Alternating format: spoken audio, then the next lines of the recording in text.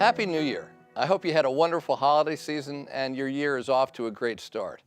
This week, our state legislators returned to Dover to begin the second of a two-year legislative session. And they got off to a great start last year.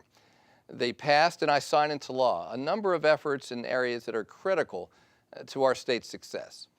Efforts to help get people back to work, like the new job creation credit, legislation that allowed Bloom Energy to pick the former Chrysler factory as its new manufacturing hub, encouragement that led companies like Capital One to choose Delaware as a place it wants to put hundreds of people to work, and more efforts to help our state's kids go to even stronger public schools, including a bill to help local school districts attract top talent. Because kids need to be able to show up ready to learn from day one. We saw a significant new commitment last year to early childhood education, which is what helped Delaware win the federal Race to the Top contest, enabling us to help even more kids succeed. Last year saw legislation become law to improve public safety, including the new fund to combat violent crimes and efforts to crack down on repeat DUI offenders, and legislation to improve our state's longer-term financial health through some collaborative reforms around our state's employee pension and health care costs.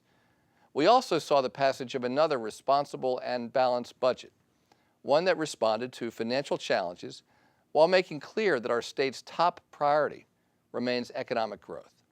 It was a strong start to a two-year session, but the work is by no means done.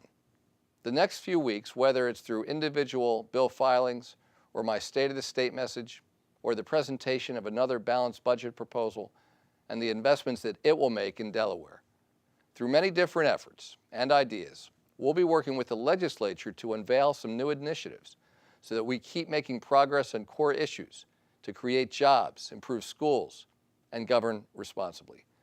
Those priorities remain our state's priorities and will be a significant focus the rest of the session.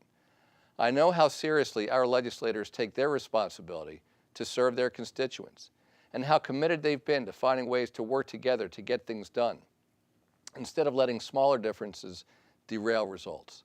I hope that same spirit of resolve, that same shared commitment, continues to define how we tackle the challenges ahead and how we can keep working together to keep Delaware moving forward.